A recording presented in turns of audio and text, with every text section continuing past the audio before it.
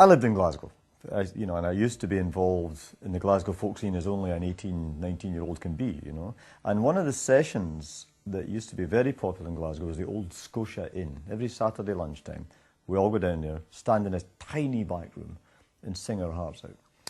And there came a point where I knew I was coming to Canada. And I was in the Old Scotia Inn one day, and there was a card thumbtacked onto the back wall of this tiny room, Fiddler's Green Folk Club, Toronto. And I thought, right, wrote down the number. Came to London, Ontario, and one weekend, shortly after I arrived, went to Toronto and looked for the address, So we actually went into the Royal York Hotel and asked the doorman, where Eglinton Avenue was, and he looked at me as if I was mad. We went to Eglinton Avenue looking for my concept of a folk club, some cute place with thatch, and a banjo hanging up somewhere. Of course, we found the address, and it was the Y, this great high-rise 60s fascist brutal kind of building. It never occurred to me to go around the back or anything like it. So that was no good, so I looked them up in the phone book, and I got this other address, which was Tam's home. So off we went in our brand new Volkswagen Beetle up to Tam's home. Small house, and I'm assuming this is how they do things in Toronto. Knocked on the door, and there was Tam, stark naked, lying in the rug watching television. And Shona was there, and Jim Strickland was there. Come in, he said, sit down, have a cup of tea. And we were there for 2 days. And kind of, it seemed to be assumed that I was in the band. I didn't quite know how this worked out. But I got the lowdown on how Fiddler's Green worked and how close I was, when I got to Eglinton. And I enjoyed, it was just this wonderful discovery, where all of a sudden there's this group of musicians, but it's loose enough that I could just wander in and be part of it. Anyway, so there's how I accidentally fell into this band. When you walked into the club, it existed for a while, did it? I don't know, I think it was 69. Tam hadn't been in Toronto that long, a couple of years maybe. And so the club had a couple of years standing in the old house in the parking lot. And it was, I suppose, typical of the kind of folk club of his era. I mean, when I came to Canada, I discovered this coffee house thing. And this was closer to the folk club thing, where it wasn't you bought a coffee and somebody sang at you. There was a sense of communal ownership, I think, about the people who went there. And this was very much like that, fairly ramshackle old building, which I think was how they got it in the first place, to use it from the Y. And, it was a wonderful thing. I mean, you were very much a part of it. Even if you weren't a singer or, you were kind of standing around with other singers or getting to talk to your heroes at the break. I mean, there was this sense that this was something that everybody in that room had a stake in, in its success. Was it largely emigres from the British Isles? No. I mean, the core, Ian and Tam and Jim, Margot, so the core of people were. But the audience were a good cross-section of Toronto, I think. But you see, they also had the Bluegrass night. I mean, they ran 2 nights a week. They had Fiddler's Green on the Friday and Bluegrass on Tuesdays. And so there was a lot of crossover. And then, of course, the Morris team used to practice there, on Saturday mornings. And so they kind of, a bit like the Transact now, they drew on other constituencies, various constituencies. So how did the band actually emerge? The band had emerged before I got there. And my understanding was, the floor singer setup that you see in England, like a group of people would go on stage and just warm up the crowd, sing a few songs, and it kind of gradually coalesced. When I joined, there was a kind of, not vagueness, but a kind of divergence of ideas of what it was. I mean, it was either just a group of people who happened to be sitting on the same bit of plank of wood singing, or it was an entity. And when I joined, it was becoming much more of the entity. And when I joined, I came along and started singing, and that summer we went to the Fox Hollow Folk Festival as a group. And it was around that time that the band was starting to get gigs. And if you have gigs, then you have to have something to present. We were still fairly loose about it. We'd all get there and think, now what? And work out some tunes and so on. That whole thing had been established, the tune sets and the fact of how we sat. We always sit in the same configuration on stage. And that was kind of established by the time I got there. So that was established then, and it's continued all through the years? The format has been pretty much the same all the way through, yeah. I mean, this whole element in the Friends of Fiddler's Green of taking the other band members by surprise has been there from the beginning, because we are all individual performers. And so you'll be up there and Ian will sing a song, or Grit will sing a song, or especially Tam will sing a song, and you're never really quite sure what it's going to be. I mean, we'll have things we'll rehearse. You know, before we go on, we may say, I've got this new song and it's got a great chorus and I need a guitar, you know, or something like that. And we'll do all that stuff. But very often, something will arrive. David Parry was a master at this. Suddenly there was something you weren't expecting. So we were as much audience as presenters, and still are. What if, of the core members of the band, what did each of them bring to it? I'm thinking now of sort of the central old guard. The long term, yeah. I mean, we're all core members of the band. It was we never actually said we need to hire something. Well, I guess when Sherry came along and could play piano, we thought, perfect, you know, that's good. I think the band evolved because of what we had. I mean, you know, like I came along, Scottish background, sing traditional songs, and I didn't play very much then. So now I do a lot of playing and tunes. In the early days, I was primarily a singer, and you know, then kind of I did the harmonica, and then I got an accordion, and it kind of evolved that way. Tam, of course, was always from the beginning the key man. You know, set the tone, such as it was, and you know, introduce things, and you know, and I think the band's identity has always been based on Tam's presentation. Grit, of course, is masterful instrumentalist.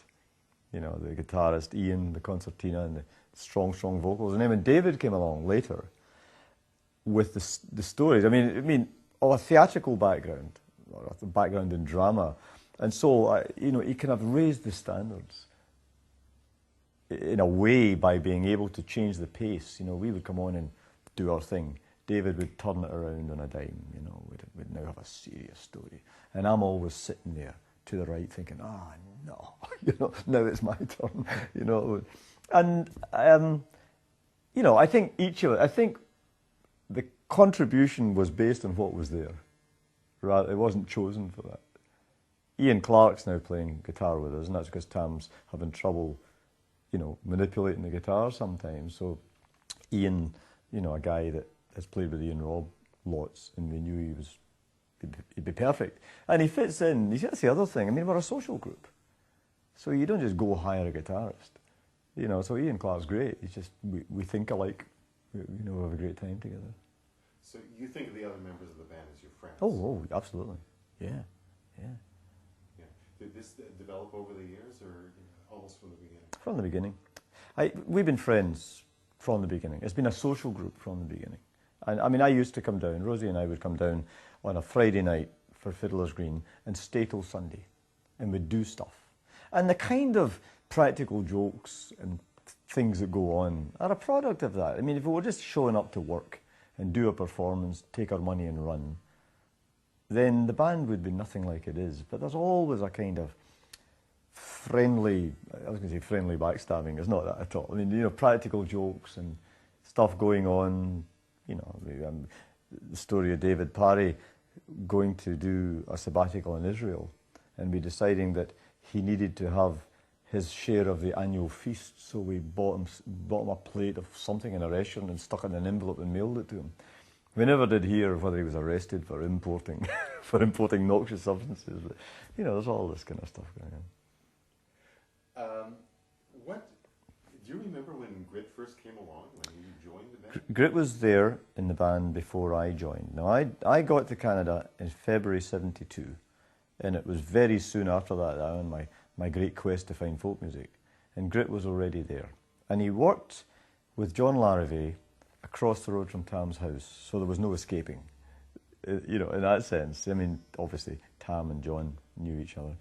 And so I think Grit, I mean, I don't know the full story of that, but, you know, Grit would obviously come along to the folk club, and he was young then, he was a lot younger than the rest of us. And, you know, so he came along like a clean slate, in a sense, with the folk music, and loved it, and was a very good guitarist even then. But he must have been there a good year before me. Um, what did the, how did the loss of David, or let me go back even before that, Stu Cameron. Yeah. How did the loss of these people affect the Friends? Yeah, well, emotionally it affected us a lot. I mean, Stu left the band. You know, David kind of died in harness. You know, Stu actually left the band sometime before he died. I mean, a loss of a friend is a loss of a friend. I mean, as far as the function of the band was concerned, it didn't make a difference with Stu. He came along and sang with us or in the same places as us lots. I mean, it's always, musically or otherwise, you know, that kind of thing is a loss of a friend and your own mortality all rolled into one. I mean, these things happen. With David, it was such a terrible shock. I mean, he was this vibrant, dynamic man, just, you know, disappears. We just finished recording. We'd been recording with Tom Lewis in Ken Whiteley's studio in April, and he died in June. I mean, the band, or at least I would see. I could go months without seeing the others. You know, so I saw David in April, and then he was dead. So we were all stunned. You know, we kind of dealt with it the way we deal with everything, which was just to, you know, show an utter lack of respect. We went to his wake the following week, and great presentation in the Museum of Civilization. You know, very emotional. I mean, you know, we were all really kind of choked up, but thinking, well, there's a job to be done here, and that is to see this guy off in the best way. And you can't do that if you're standing there all kind of dewy-eyed and not able to say what you came to say. So we kind of struggled through that. I mean, now we think he's just trying to escape, you know, as we say. A wonderful addition to the band, and will be forever the poorer because of his loss. I missed we were out of town at the time of the first wake for David.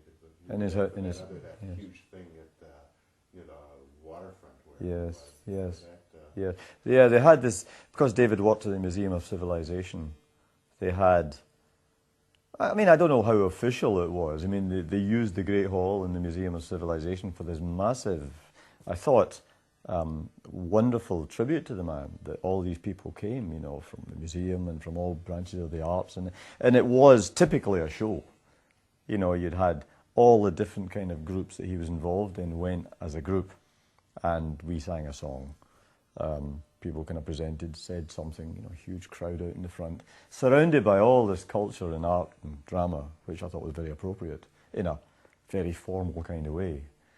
His wake was more typical, you know, because we all showed up at the house a week after he died on the Saturday, and initially it was difficult. We all, you know, you don't know what to do. You know, what does one do in these circumstances? So we all kind of arrive and we all kind of tiptoe around one another, thinking, now what? And then it just became this rip-snorting party, you know. I mean, one of the interesting things was that David had been at the Mystic Seaport Festival and came home and died, you know, the next day. But one thing he did when he came home was fix the screen door out to the deck, which had been ripped. And the first thing Jamie Beaton did was walk right through it, you know. And we thought, well, that's good, that's very appropriate, that, you know, that this kind of thing happened. So we all had a good laugh at that, you know. Like David, we kept thinking, well, yeah, David would appreciate that, you know, that kind of thing. But then it was a great party. Potluck food, you know, lots of singing, lots of dancing, just do the stuff you do. And, you know, and as a mark of respect, and, you know, have a good laugh as a mark of respect. All of the Friends are accomplished outside of the band, right? In their day lives. Oh, yeah. Their day work. Yeah. What are some of the things that they do?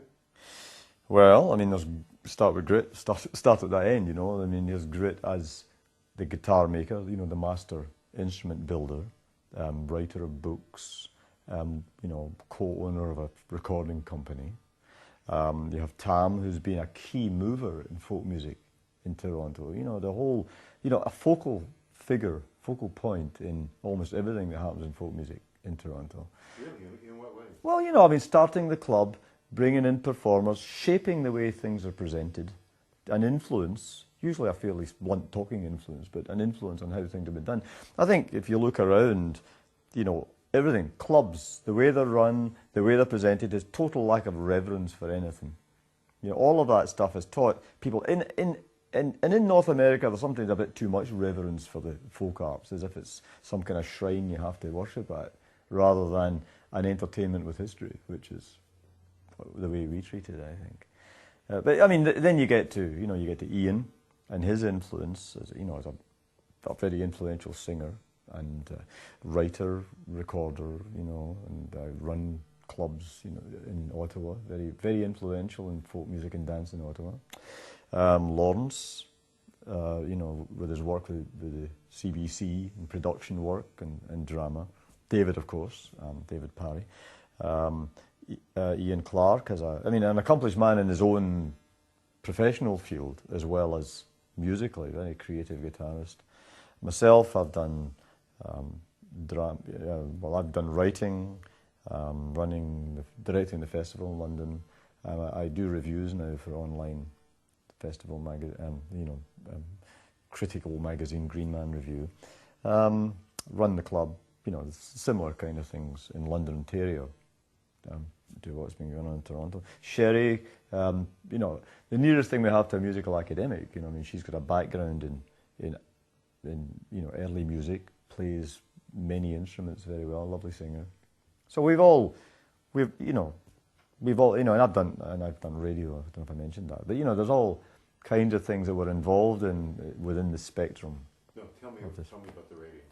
Well, in London, Ontario, I ran a 2-hour show for 25 years on local radio. The kind of standard format, you play stuff, you talk about it, you give some background, you link the various threads. And I did that. I loved doing that.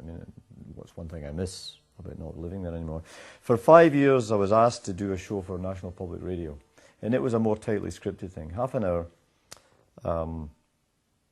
in which I'd pick a theme, and I used to carry a notepad with me, because themes would pop into your head at all times. And like Napoleon Bonaparte, his role in European history, if you want to be pompous, or washing day, or Saturday night out, you could pick all kinds of things.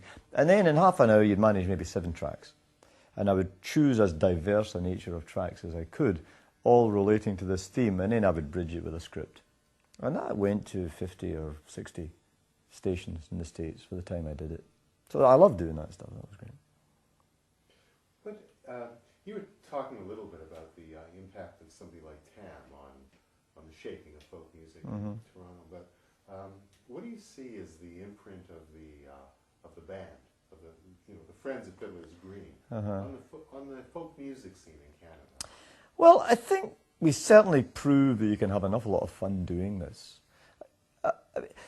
We were always regarded, you go to some gigs and people would assume that we were, not so much now as we're older and have a bit of gravitas about it, but people would kind of assume that we were great boozers, that somehow this was a great travelling, beer fest, which it never was. We all enjoy a beer, or most of us enjoy a beer now and again, but not mixed with the music at all, So I think certainly we're a lot of fun as a group. And I think you often, in various aspects of stuff I've done over the years in groups, you always get somebody who says, are we here to work or are we here to have fun? You're dancing and somebody thinks that enjoying it means not doing it well. And I think the Friends have proved that you can be very good at what you do without kind of getting overly pompous about the whole thing. Do you see that in younger groups that have come along after you? Have we influenced younger groups? I don't know. I don't know if we've influenced younger groups or not. I wonder. I don't think we've been a major influence on musical style. We're a very diverse style. We're not a specific thing. Within the band, what the individuals do really varies quite a bit. Musically, we have a kind of, a barnyard of tunes we pick from. But you wouldn't say, well, we're a Shetland kind of band, or we're a kind of Irish band, or we're a Cayley band, or, in terms of our tunes, we just pick a bunch of things we like. And we've been influenced ourselves by 1 or 2 groups over the years, in terms of instrumental lineup. But I haven't seen too many bands that I would say, well, Friends of Fiddler's Green clones. I don't think people say, I want to be like them. I think they maybe just want to be with us. But no, I would hope people wouldn't want to kind of, when I grow up, I'm going to be a Friend of Fiddler's Green band. Well, a number of years ago, we were at Home County Festival, and there was a group there, name of which I don't remember. I didn't think they were very good, and I thought that they were aping your act, but poorly. Yeah, yeah. Well, maybe people think, maybe people think that you tell some jokes and you interrupt each other and that makes it work. It's not, that is not something that you script. I mean, you have to have an awful sensitivity. I mean, I sound as I'm taking myself far too seriously, but you have to be very sensitive here, because if you're constantly cutting off the other guys or interrupting or grandstanding yourself, I mean, that's not what it's about. I mean, we may be a group of individuals, but we present as the Friends of Fiddler's Green, and it's important that what comes out reflects well in all of us. So,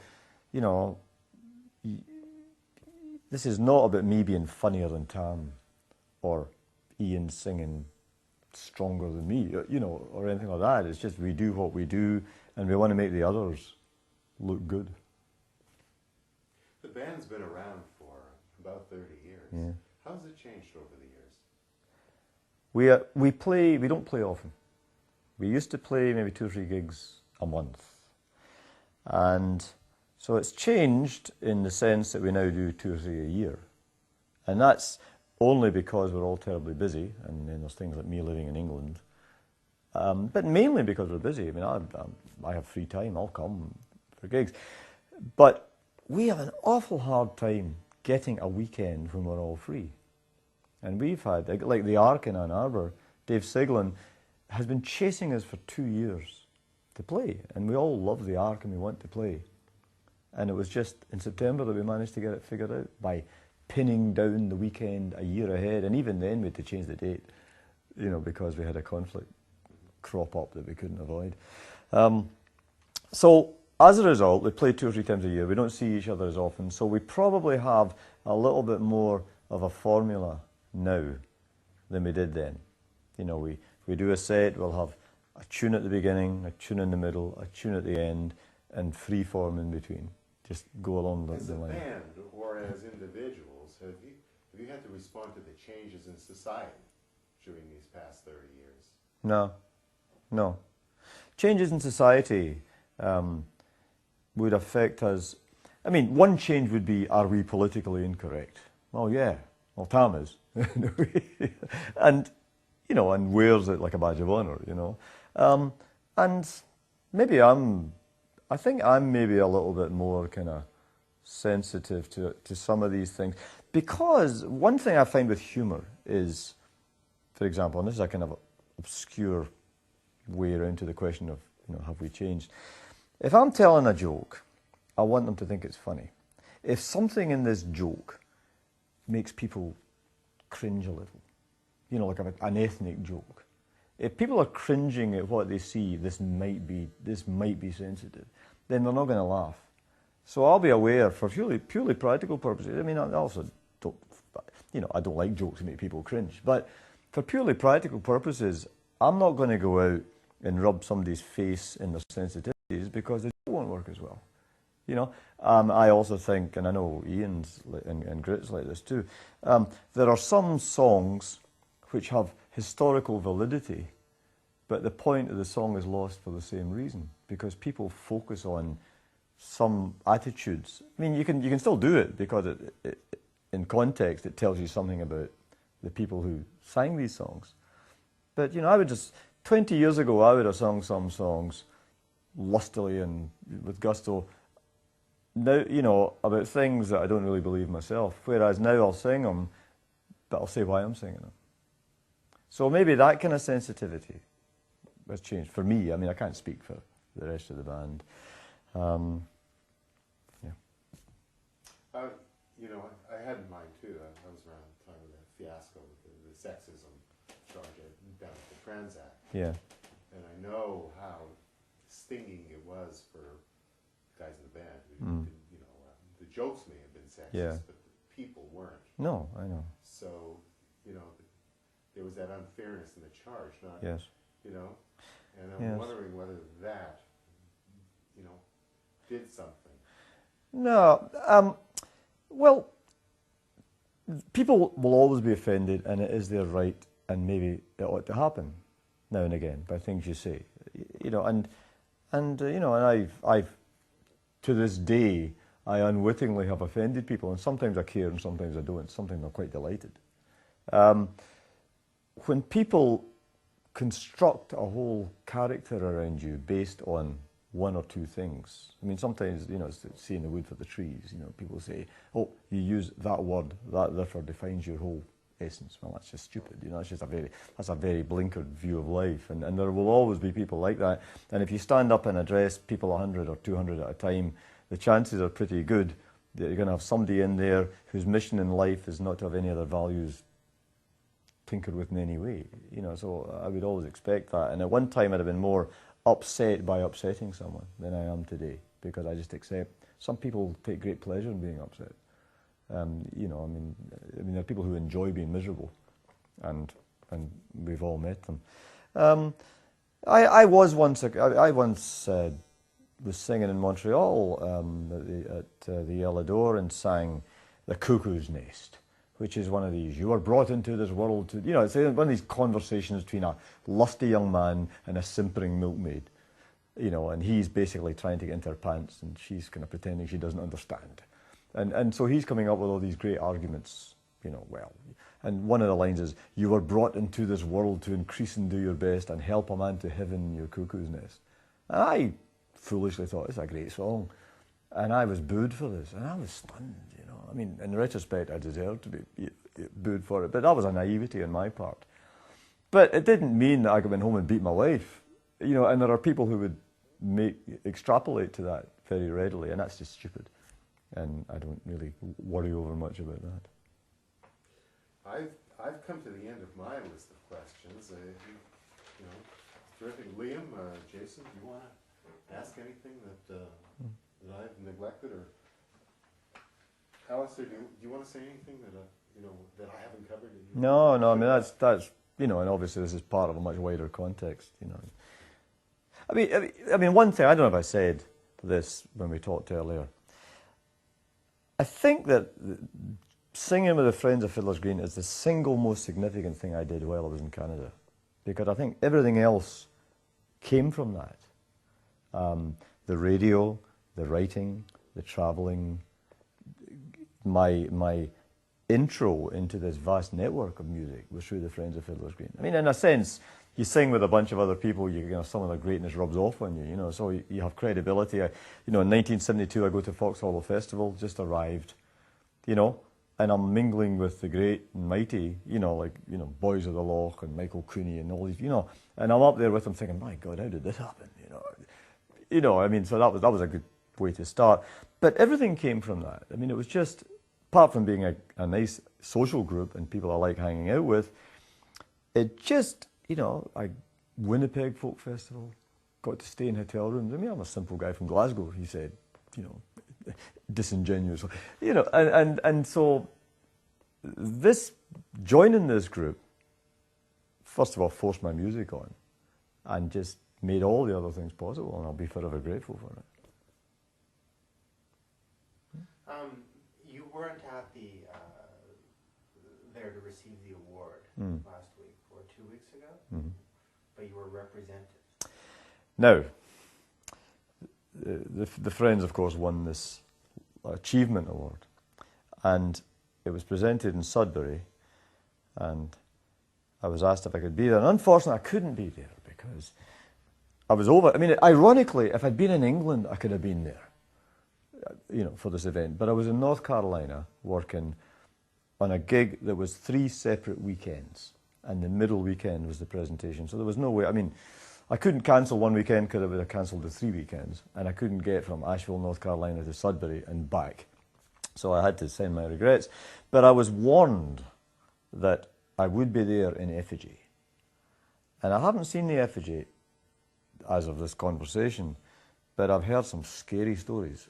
And I look forward to the photographs.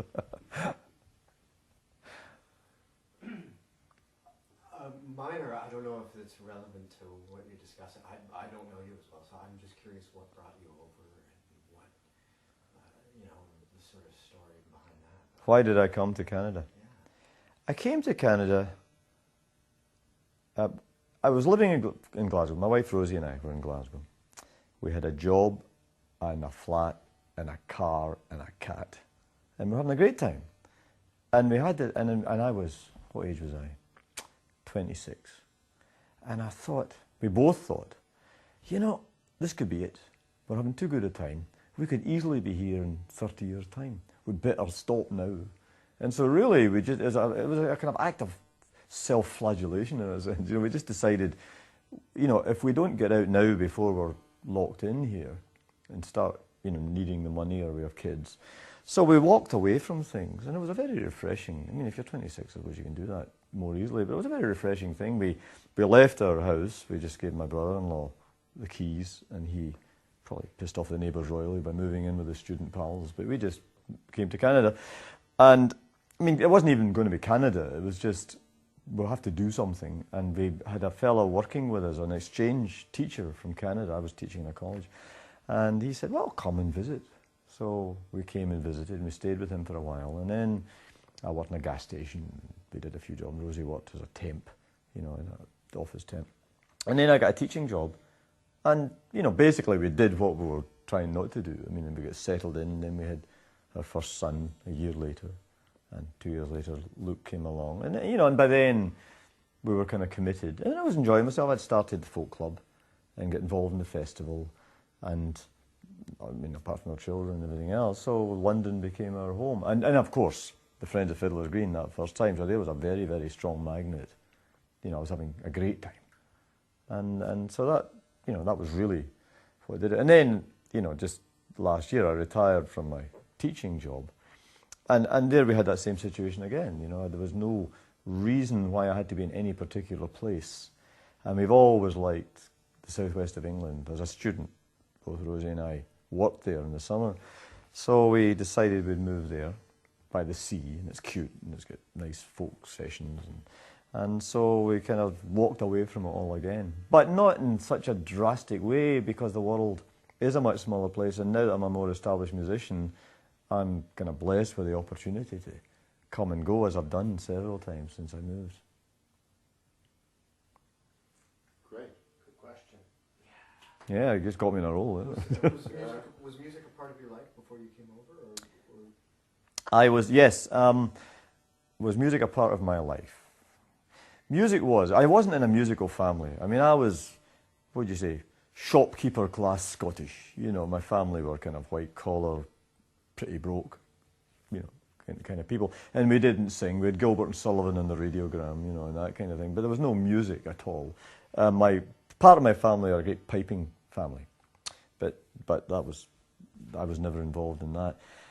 But it was the folk club scene. It was that wonderful thing, which still exists in England and to a lesser extent in Canada, where people can get this, you know, work their fingers through the crack of the music business. So I was 15, and it was Danny Kyle, a great friend of Tam's at the time. Danny Kyle's folk club, you know, the Attic Folk Club in Paisley. Oh, very like the old Fiddler's Green.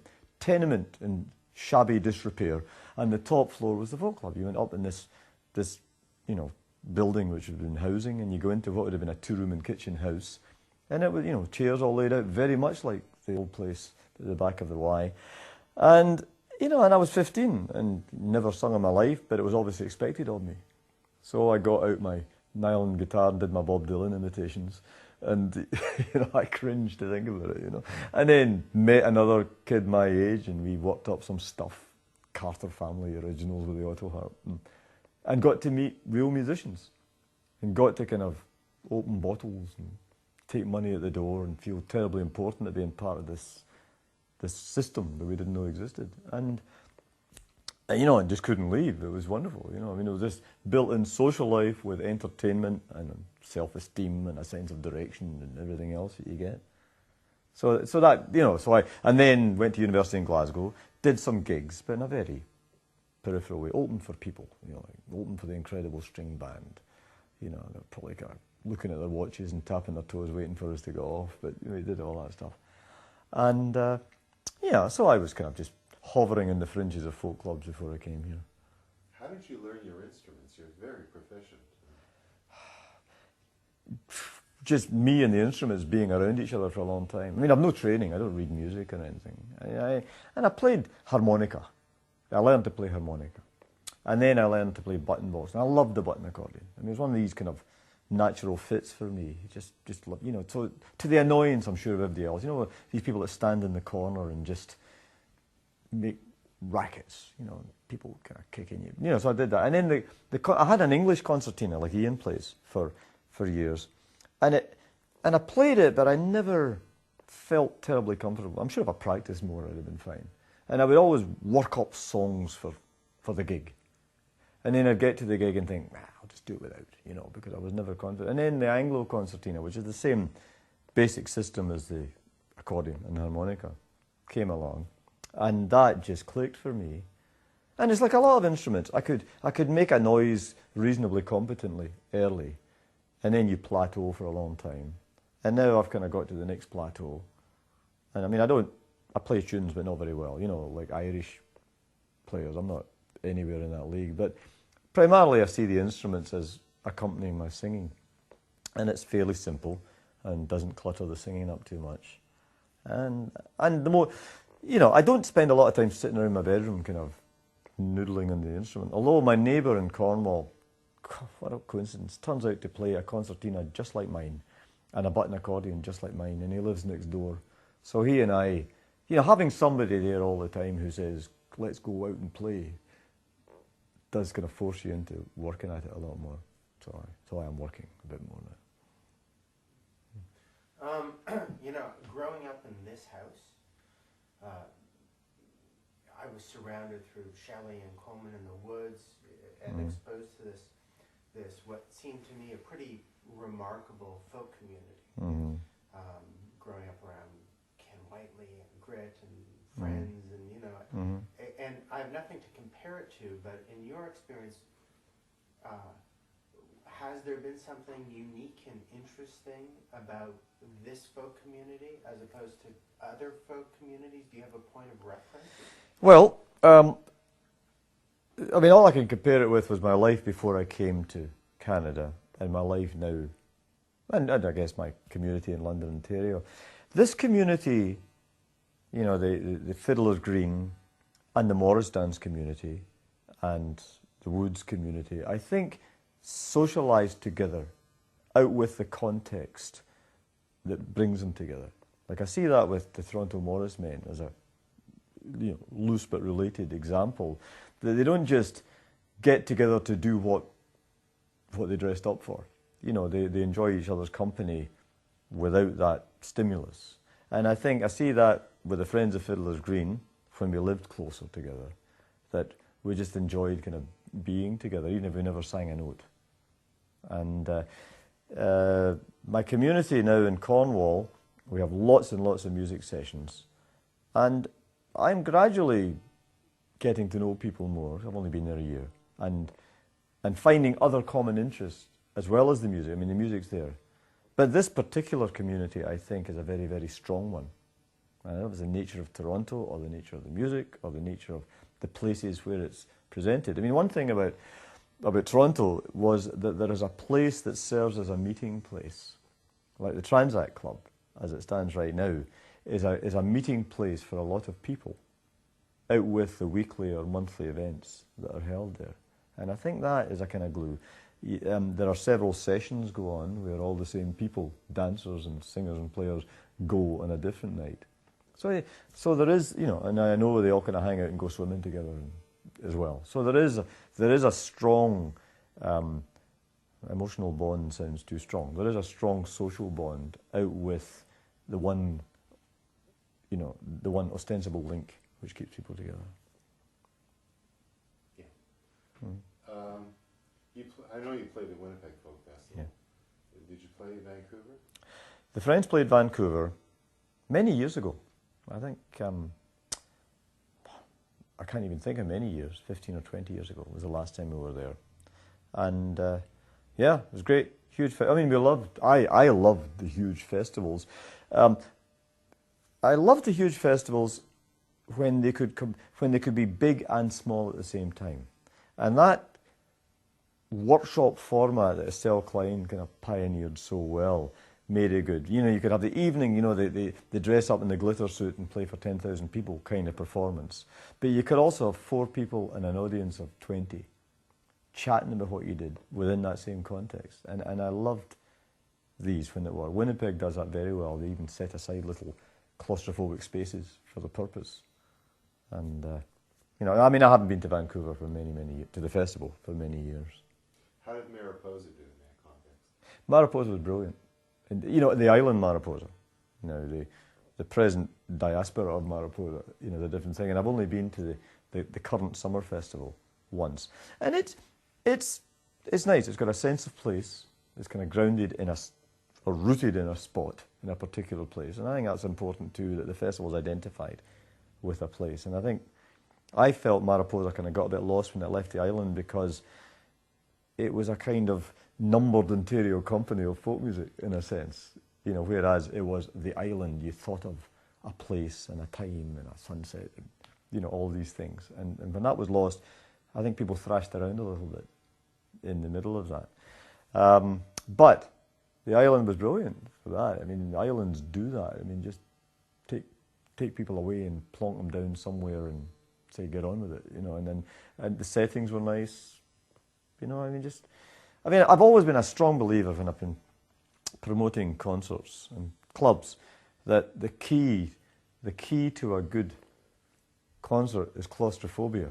Now that sounds a paradox when you talk of an island, but keep people together in a small space, and they bond together as an audience and performer much more. Because people naturally gravitate to the walls. If you go into a big room and say, have a seat and we'll sing, most people will take a safe seat that gives them an escape route. You know, whereas if you have them up nice and close, they're going to enjoy it, they're going to be more committed, and there's going to be much more give and take. And so the island did that. You know, you have lots of small spaces, you know, glades or nooks and crannies, you know, that made that work. I thought it was wonderful. And no evening concert, which was the other very interesting thing about it, because, you know, you were always getting the press saying low key, you know, quote, low key. And in fact, that was, you know, there was nothing, low key being a synonym for slightly dull and not flashy enough. But in fact, it was wonderful. You got under the skin of this music and these musicians wonderfully, you know, in that format. One last question occurred to me. When you played in the States, did you feel that you were playing as a Canadian band or as this group of British expats or what? I think it's a mixture of all of these. I mean, Ian or Tam or I or, you know, Jim when he was there speaking. I mean, people put on you the interpretation that gives them the most pleasure. You know, so if somebody's going to derive great pleasure from the ancient druidic magic of the Celts, you know, then they'll read that into what you do. So there's a certain amount of, you know, you're Scottish, so that explains why you said that, you know, whether or not it does. But I think, no, I think having said that, I think we're a Canadian band.